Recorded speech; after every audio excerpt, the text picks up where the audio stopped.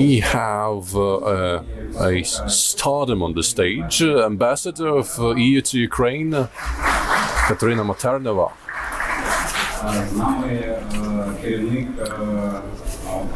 We have director of Ukrenergo energy company, VITALII ZAICHENKO. We love Ukrenergo, we know Ukrenergo, and probably every child in Ukraine knows this company. We have joining us today BONDARENKO from DTEK. You read about the network on the news, and of course we have Deputy Head of Naftogaz, Ms. BOYKO. And now Ukraine is undergoing severe strikes. We see the severe times the energy system is experiencing closer to the front line. We see the difference between the right and left bank of Dnipro. And probably I'll start by asking whose company is being attacked most. There's a competition, I think, in this place. So, Mr. VITALII, we are all energy specialists here, basically. We know about power batteries, backup stations, transformations even. And we can already compare seasons, how it used to be, the beginning of the invasion and now. So the question to you, can you calibrate the expectations of businesses? What to expect this season? Have the Russians changed their tactics? And how are you preparing for it? Thank you. Good morning. Very good thing that all of us are energy specialists here. We know the realities. And if you consider the situation in the energy system today and the tactics employed by the aggressor towards the energy, it's transforming, it's evolving, they're learning. They're trying to bring our energy system to a total collapse, where we will not be able to provide energy to consumers. Talking about the beginning of the invasion, there were attempts to make the energy system go offline using 100 missiles, different directions and distances. Of course, they dealt severe strikes, but the energy system endured. We only had one case of total power outage, and of course, thanks to our European partners, we were able to withstand it. Otherwise, it would have been too difficult. Now the situation is different. The strike started from September, from redistributive substations, railway substations, and they went to Ukrenergo substations, to frontline regions. Those attacks were so severe and so difficult that even now, in some oblasts like Sumy and Chernihiv, there are constant schedules of electricity, and people have power only according to those timetables. But we do our utmost to ensure that the equipment is reinstalled as soon as possible to provide energy to consumers. I think that this change of tactics is the same as the change of tactics on the front line. Before, they had the plan to reach Kyiv in 3 days and conquer the whole of Ukraine, and then they moved on to scorched earth tactics. Now they're doing the same to the energy system. Every substation of Ukrenergo and other companies in the gas field are experiencing severe strikes. Every day, a huge number of drones are swarming through, trying to eradicate our energy system. We are destroying them. We thank our European partners for helping us to store equipment, to amass more equipment. And the speed with which we renew our system is unreachable for anyone else in the world. We are the ones who can do it the fastest. Well, as I say, our energy specialists are rock stars. Thank you. You can see the reaction in the hall, and thank you very much for your work. Madam Ambassador. Do you adjust work with Ukraine because of those recent Russian massive strikes? I know that EU has fundraised more than actually 3 billion euros, I think, to energy only, and you help with equipment. We're not counting not even equipment, and you import energy when it's needed. So your support is unmatched. The question is like, what's new for this season, and how do you perceive the situation? Дуже дякую за запрошення. Доброго. Thank you for the invitation. Good afternoon. It's true that all of us are energy specialists in a way. We have learned a lot during this time. Overall number of over 3 billion that we have put into energy support since the beginning of the full-scale invasion. And that allowed us to, in fact, support both power generation, power distribution, etc., across a broad range of programs to help us a little bit anticipate and prepare, including for this season. So I'll just mention the 3-4 areas which are key. We started with Ukrenergo, that we have massively supported financially via our partners EBRD, with the help of KfW and other partners financially, but also in terms of interconnected. It actually happened. I remember we worked on interconnection. I'm not new to Ukraine. I worked on Ukraine many years from the Brussels point of view, and we worked on the interconnection for a long time. And then when the full-scale invasion happened, it took few days, essentially, and the continent and Ukraine and Moldova joined the continental grid, and increasingly we've been increasing the amounts, plus it provides the balancing power to the grid. So I think that's one of the big support measures, which is both political and technical and financial. We also have invested very recently in the purchase of gas. We guaranteed the EBRD and EIB combined 800 million into gas. We are now looking, with the recent destruction of the gas production to quite a large extent, we are looking into topping it up. You mentioned equipment. That's the unsung hero of EU support, which is the civil protection mechanism, which is the transport and logistics channel that brings all the equipment to Ukraine. It has warehouses. It has a warehouse in Poland where things are collected and then brought here. Even a full thermal power plant from Vilnius was taken apart piece by piece and brought over to Ukraine, and then the pieces are still here and are used very, very skillfully to help with the repairs, for example, of Tripilia that was hit again just ahead of this season. So there is a broad range of support we do in terms of equipment, gas purchases, support to the electricity system, and we will continue. We are preparing, we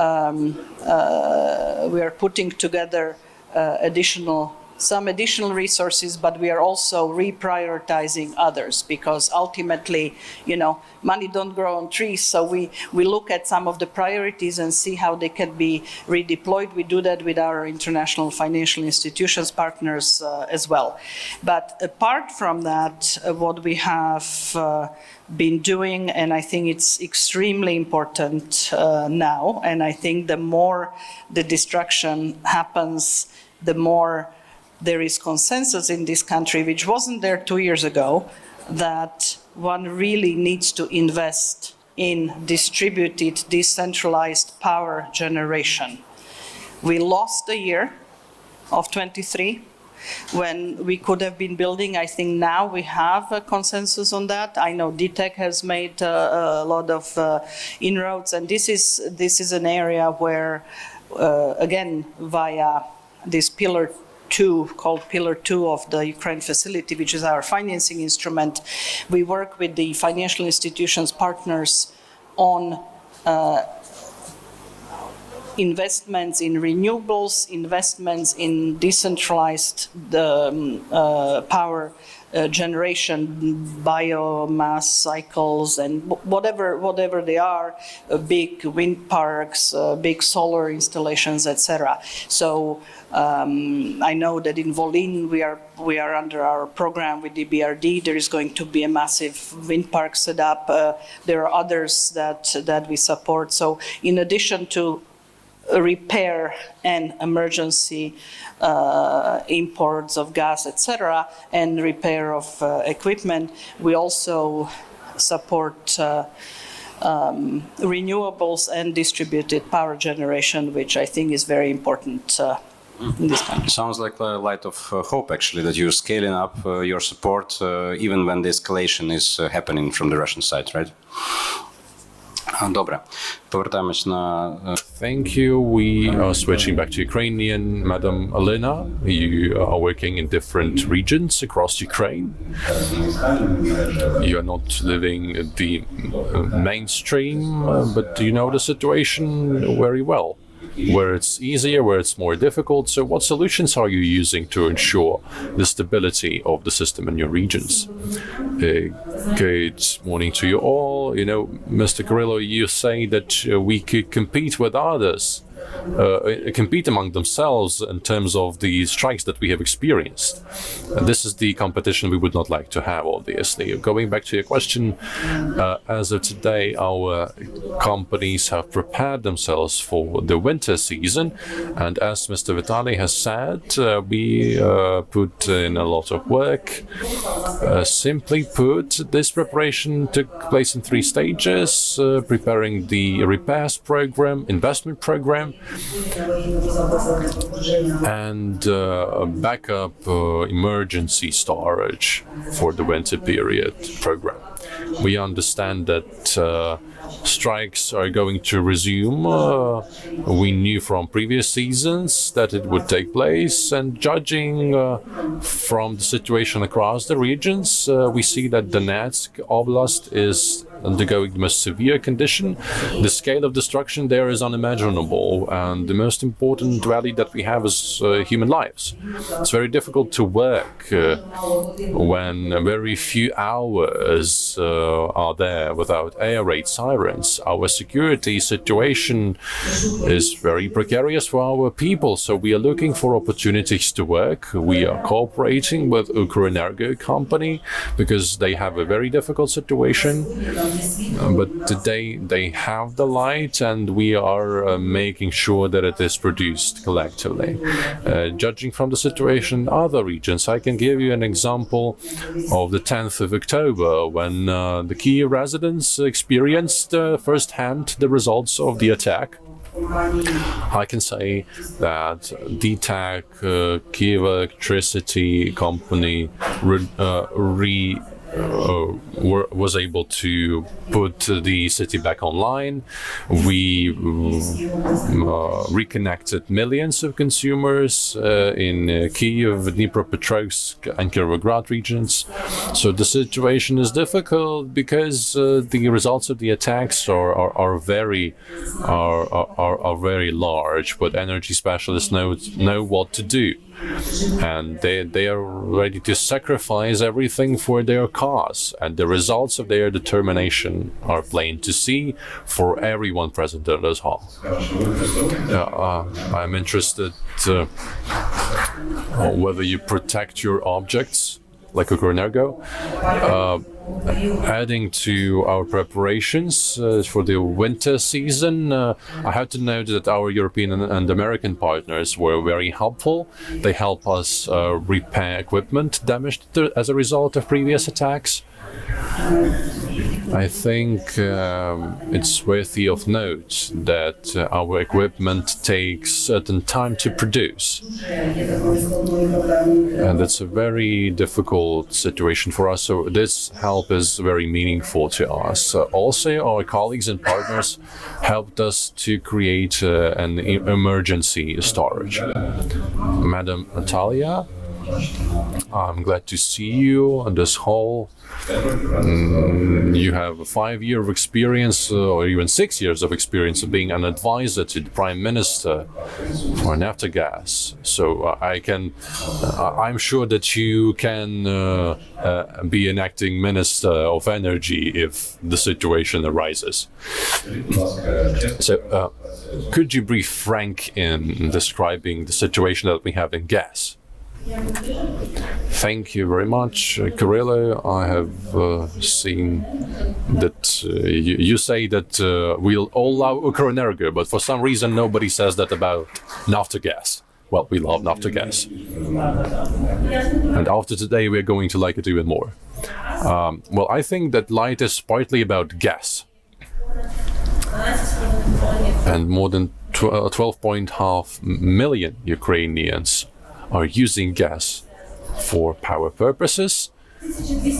We also provide resources for 1,200 industrial objects. So that's a huge load for energy security, for energy supply, this is meaningful for every Ukrainian family. We had the 6th energy attack over the last 2 months, a very large scale attack, dozens of missiles, hundreds of drones. Many important objects were damaged in Poltava and Kharkiv region, for example. 4 colleagues, energy specialists, have been wounded, and help is being provided to them, medical assistance. So this is a very difficult year overall. This year in February, our country woke up to a vast attack against the gas infrastructure for the first time. These numbers are now publicly available. I woke up at 4 a.m. in the morning to a colleague saying that we lost half of our gas output, and this is just horrendous news. I would never have imagined waking up to it. The whole country, Prime Minister, President, realized that day that the reality has changed, because before that gas infrastructure was attacked not that frequently. Unfortunately, our colleagues from the electricity market suffered the most from the generation and distribution sub-areas. This year we started in a very complicated environment. We restored a lot. Obviously there were issues of physical parameters of this gas, and probably not always the technological procedures were adhered to the best standards, if I may say so. But from the standpoint of crisis management and returning every cubic meter back to system, our specialists made a tremendous job done. On the 3rd of October we got a first major, probably the biggest attack against the gas infrastructure. I'm not going to name any figures, but in media it's already been reflected. I'm not going to dispute those. What Naftogaz is doing, when I was going to join this discussion, several of our objects were still under fire and not all objects were accessible. As soon as we will get access to objects, we will start restoring these objects. We have to see what could be done, how to change the logic of functioning, which equipment could be removed, combined, what else could be done. Same as colleagues, we have deposited or stored amount of equipment due to our partners' support. Thank you for keeping our stocks filled. So priority number 1 is to get every cubic meter back into the system. Currently a private extractor suffered largely. So we see it's a very difficult situation which we have at the eve of heating season. In February, that was the end of heating season. It's easier in February because then comes March and then people can see the first sun and they bring themselves at some positive notes. Speaking about nowadays, comparing the consumption of the gas on Monday, which I have received in the morning session, and comparing to today, consumption grew for some 20%. So Ukrainians heat up themselves with the gas and do it quite actively. Although I understand lots of local authorities and colleagues understand what is the current situation, and we can wear additional jumper, and I encourage each and everyone to do so and save resources. Nevertheless, people are egoistic human beings, so consumption is growing every day with quite a proportional terms. Worstly, we consume more than the last year in the same day. And I think we all have to think and review a bit our domestic habits and the way we sort of live psychological as consumers, what is going to happen in this heating season, and accept that this is going to be very challenging season. If we consume something today, we take this something out of us in February. So I do encourage you, stay pragmatic, save resources, save electricity, heat, and do not put additional heat when you don't need that critically. Next, what Naftogaz is doing, we actively work on attracting additional funding, and priority number 2 after restoration, that's to ensure the heating season. Before October, we generated overall some $2.5 billion to acquire, to purchase natural gas. 1 billion that was our own resource, 1.5 that has been generated due to partner support, loans, granting, funding, and Her Excellency Ambassador was very cautious, saying that Europeans issued us the guarantee. In fact, that's a very historical case. For the first time this year, we managed to get a loan without a sovereign guarantee. That's something unique, and the team from Ministry of Finance, Ministry of Economy was working hard, and I was an advisor to Prime Minister. We were working on this mechanism for more than 2 years, and we managed to do that with European Investment Bank as the pilot for Ukrenergo, then 2 more loans from European credit being received from Naftogaz. It's not just a step forward, it's a significant support, because ability to provide a sovereign guarantee is very limited, and in the current very disbalanced budget of Ukraine, that's a big step forward to us, and thank you for the trust of our partners.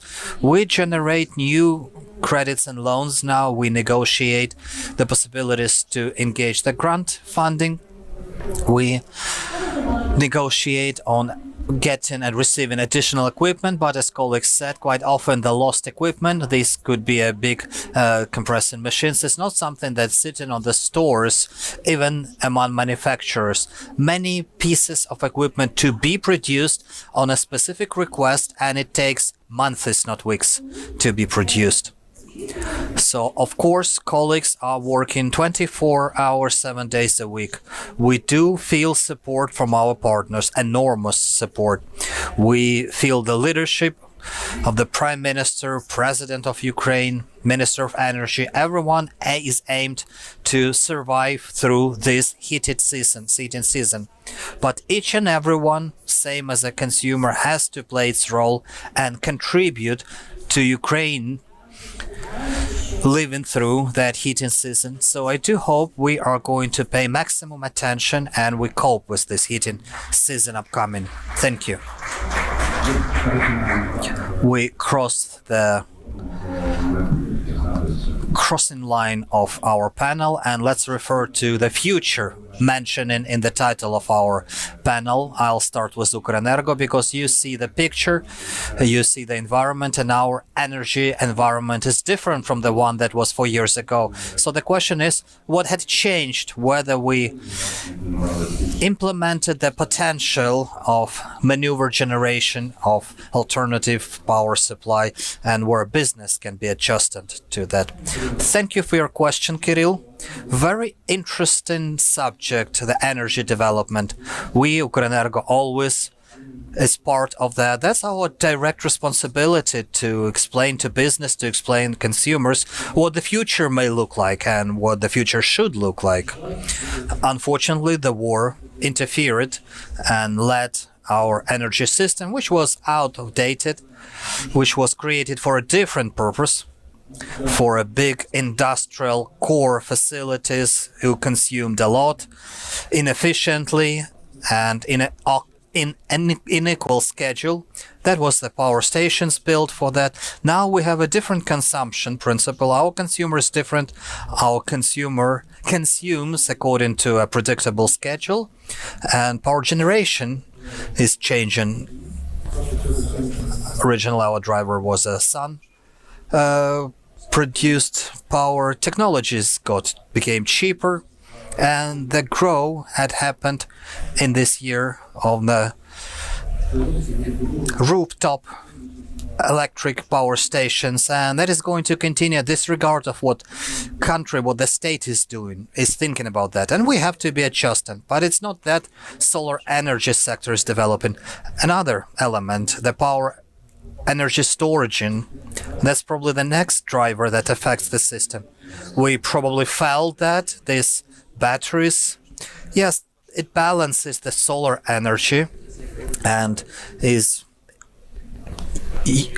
actively used when the solar energy decreases. So we introduced the competition on building a new generating system that's to balance, to regulate the energy system, and this new power generation been introduced into operation. Do we need more? Definitely we need more of that. We have to build up the distributed generation, highly maneuverable generation. It is not that easy target for enemy as the powerful concentrated generation, and it is very helpful to the business because that can run autonomously and secure business needs, and it secure the needs of the energy system, and it goes online with all the requirements that European energy systems has. So the system is changing constantly, and we saw up till the recent attack the quality of regulation of our frequency and power supplies following the first batteries introduction and following the first gas and piston power plant stations. We are radically much better than many of our European colleagues because they don't have this boom of technology growing. That's the first. I encourage each and everyone to move in that direction.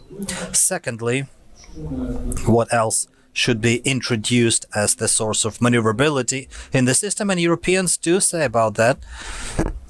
That's the consumption. Demand response. That's the change of consuming principles. That's the cheapest thing that we can do.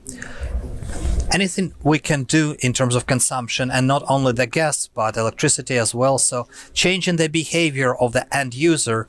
End user has to be clear that electricity has the same price 24 hours per day. Every minute, every second, that price varies.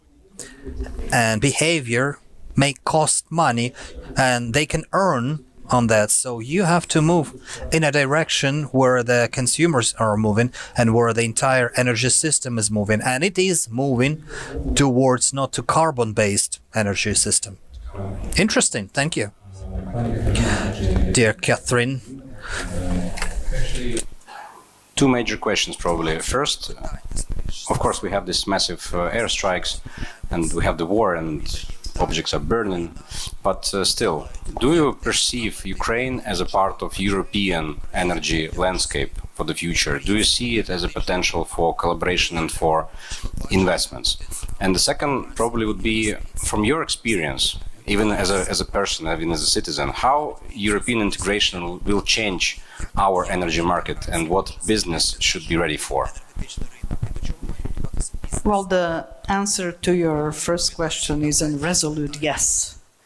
I mean, let's not forget that one of the main reason why we still have lights on after these attacks is the incredible work of colleagues in whether it's Ukrenergo or any of the oblast Energos or Naftogaz, etc. I mean, it's the work, the incredible work of air defense and their support of partners. But we are in a country that, in the Soviet times, had a gigantic overcapacity built. For historic reasons, the same applies to Ukrenergo. And you're able to benefit from the fact that there were redundancies built because this was the westernmost part of the Soviet Union. So, therefore, even production destruction doesn't lead to complete blackouts, and one is able to then with the speed of reconstruction here, which is amazing, get things back online. So from that perspective, energy will be one of the most important sectors of investments and of collaboration between Ukraine and the countries of the European Union. I, in fact, think that we will, with Ukraine in, we will finally be able to finalize all the different interconnections, etc., that we've been struggling with so far. Even in the first round, I referred to the connection of the Ukrainian grid, right, severing it from the Russian one and connecting it to the continental grid. So that's very much an opportunity for collaboration, for investment, both in the legacy assets, but also in the area of renewables and new energy asset construction, trading, etc. So absolutely yes is the answer to your first question. Now there have already been a number of reforms made over the last several years to even allow the interconnection with the NSOE, with the continental grid. There was a lot of technical and standards work that had to be done before that. It wasn't as simple as, you know, just switching it on. And this work needs to continue. There is now a process of adjusting the Ukrainian rules to the third energy package.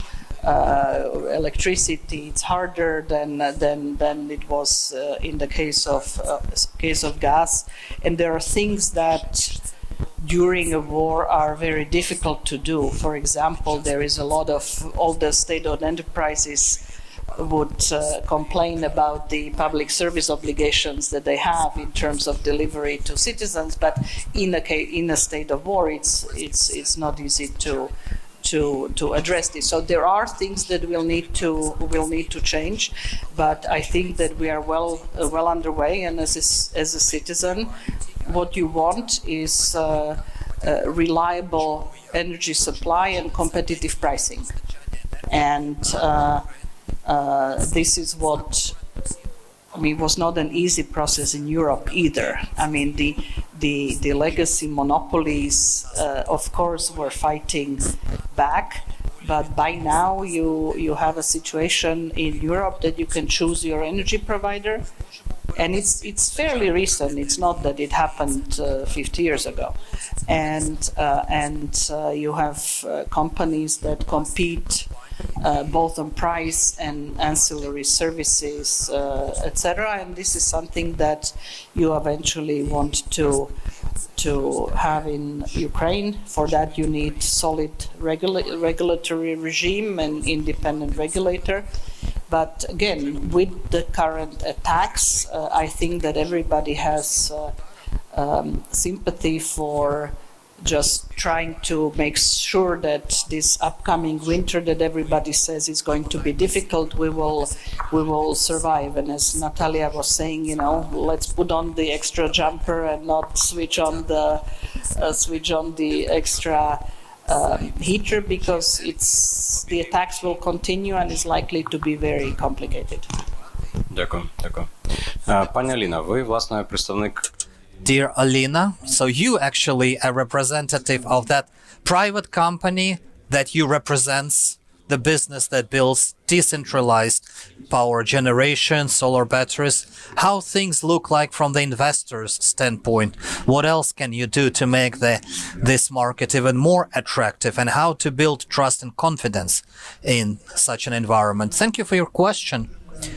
You know, it's absolutely fair discussion that we speak not only about destructions and how to survive, but the tomorrow should come, and we think about that tomorrow, not today, but back yesterday, because it is very important to see that future.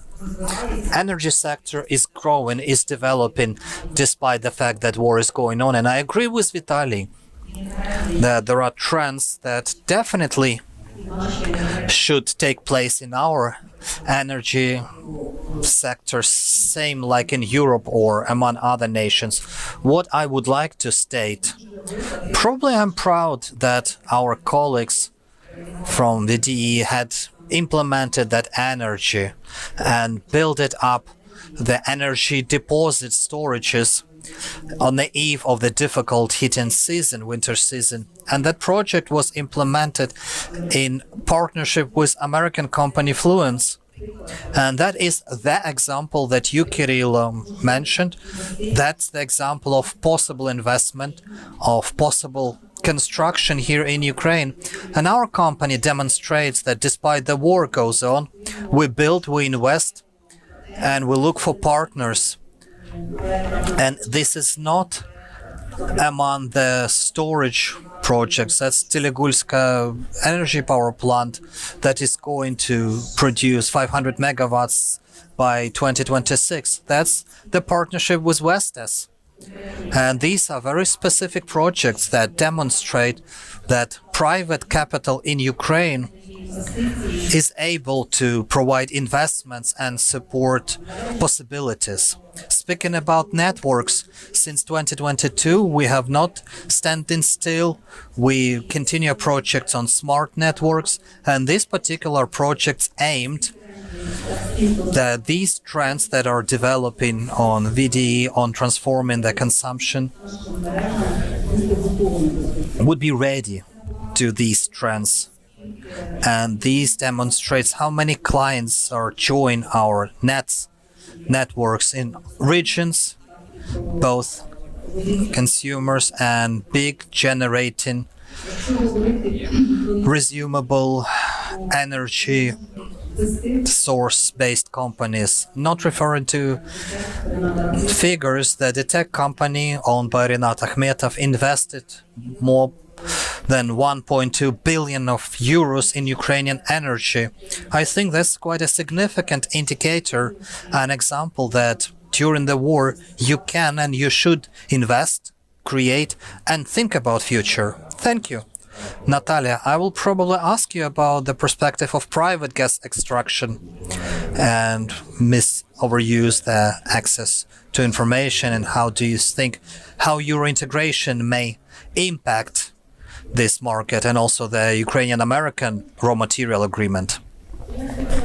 I was listening to VITALII on how Ukrenergo modulates or models the consumption and the development of energy systems for 10-year perspective. I'm a consumer of this product for more than 10 years. That's sort of my Bible, and I'm sure no one knows better than they. And looking at this map, every private business of a different capacity, depending on the readiness to the investment and the period of investment, can find its place for the nearest 10 years. Speaking about the gas extraction, I'm sure that the potential of Ukraine is enormous. And speaking about the access to the Black Sea, which is also another interesting resource in terms of gas extraction, every big or middle-sized company, every servicing company definitely can find a space for it in Ukraine for the nearest 10-15 years until gas would stay that fuel that we're going to use. I really would like to see more intensification of investments in gas extraction. I enormously respect all colleagues from a private business who all of these war years, despite all the difficulties and challenges available on the internal market as a result of Russian attacks, continue their investments and continue drilling and doing 3D seismic reuse and opening up new contracts. In fact, we do have international partners in service and who are still with us here in Ukraine. It's our great luck. And that's a cool parameter that there are companies willing and ready to work in such environment. They are not out of the market. Different things happen, but there are international companies that are still on our market, stays with us, works with us, and invest with us, opening new mining facilities. Naftogaz, Ukrenergo continue invest as well, but we have to be pragmatic. And we have to be clear when we speak about us, every million hryvnia this year has to be analyzed whether this is to be invested in the development, in the drilling, in extraction, or should be spent for procuring imported gas to be burned in the heating system, or it's been directed to restore the lost equipment. And competition for every hryvnia is very painful, and every day every company has to decide where that particular hryvnia should go. Unfortunately, we have to cut our investing programs, and we take away the piece from our future, investing it in our nowadays and in our heating season.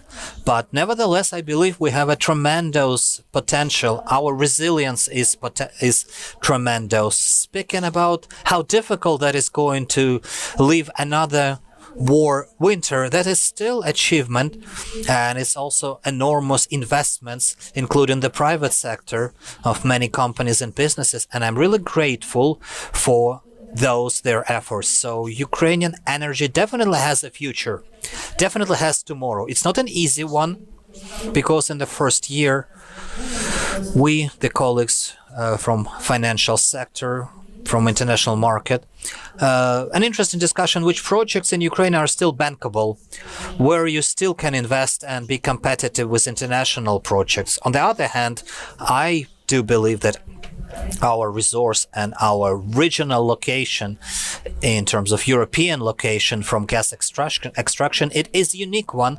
So Ukraine can offer the whole circle of investments. You can extract gas and oil, you can transport those, you can process those. There is potentially access to the Black Sea, the seaports. We have a good connection with all European neighboring nations from European Union in this region. Strategically, for every partner, we can be an advantage in terms of placing themselves in the energy European region. We are integrating, we're playing the same rules as the European market. So technically, European market talks the same language to us, although we have to overcome those barriers on complete integration. So those who will join Ukraine today will be fully integrated to European Union tomorrow. So I do believe that we have perspectives in Ukraine, enormous ones. Obviously, Russians are very seriously impacting our nowadays and put the question mark on some strategic things, but nevertheless the strategic partnership can be a game changer in many things, including the geopolitical discussion. So I suspect these projects are to be created now, not waiting for some favorable environment. Most of the projects had to be prepared the day before yesterday. Some of them are actually ready, speaking about the Black Sea Seismica, and some Norwegian companies had developed. So we see where the places of interest are for us. Speaking about easier things, so Dolphin, for instance, that is closer to Odessa in Romania.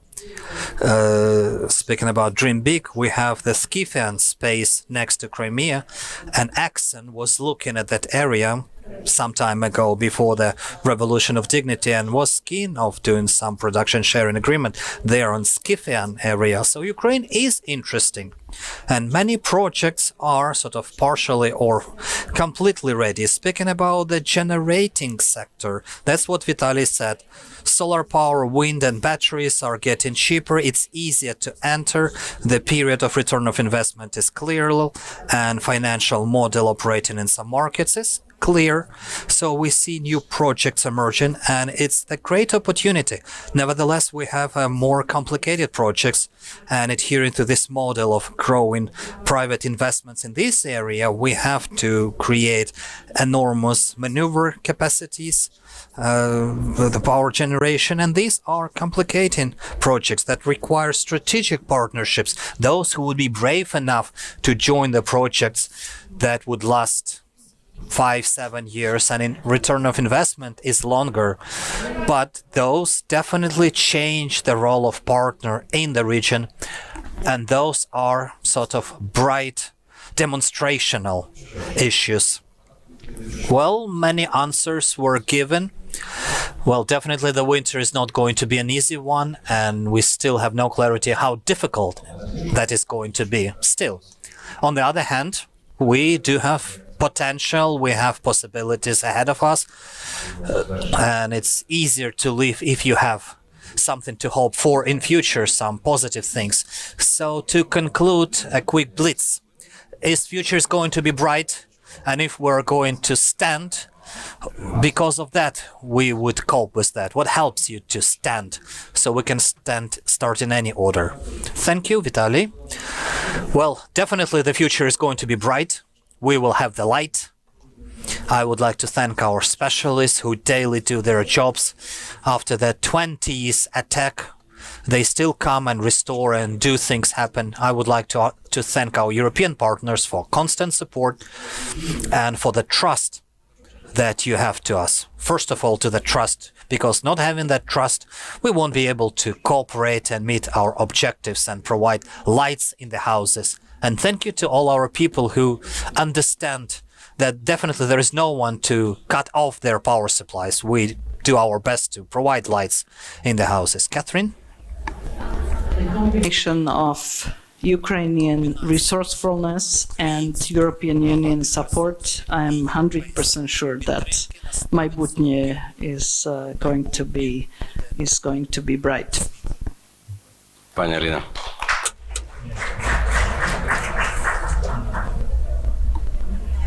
I would say that the future energy system I see as a decentralized, resilient, integrated into a global market. And I believe that it is possible due to American and European and Ukrainian partnerships, because we still have quite many projects in restoration and development areas. We need American capital, European capitals, and companies' engagements. That's critical for Ukrainian restoration and development. And the biggest value of Ukrainian energy company, that's definitely our people, energy technicians and specialists who demonstrate daily that our system is running not only because of technologies, but because of commitments and dedication and professionalism of our people who daily, despite of attacks, dark period of day, absence of communication, being deployed and do everything to provide power in the households. So I would like to thank all the energy specialists. No one but for us understands how much is done to make sure that the bulbs are running and industries working today. Thank you. I fully echo in the colleagues, and after every attack, the first question is how are the people? And we know the state and situation with every victim. We are constantly in touch with the families if those casualties had happened. So my most appreciation and thanks goes to people with whom we work, with whom we live every day in every heating system. One thing to add to what has been said by colleagues already, I would like to thank our militaries, because not having them, there is no point to discuss anything. And the best protection of our facility, that's air defense, and especially in frontline adjusted cities and towns. That's enormous burden. Thank you for our militaries for holding the front. Because of them, Ukraine is and Ukraine will be. Armed forces is incredible. Thank you, dear panelists. Thank you, dear partners. We have another video. I do hope it's going to be a bit more optimistic with the one which we start like the entire panel of ours. Знаєте, скільки б темрява не намагалась, світло тримається. Щоразу воно пробивається крізь вибиті вікна, гармидер із згарища, з-під землі і знову світить. Справжнє світло не загасити, бо воно тримається на справжніх людях, які щодня дарують радість, роблять дім домом, допомагають долати шлях, будувати, діяти. На сотнях компаній і мільйонах людей, які щодня поруч. Рятують, доставляють, пригощають, лікують, турбуються і посміхаються. Світло тримається на усіх нас. Тому і майбутнє буде світлим. Подякуємо нашим панелістам. Обговорення завершено.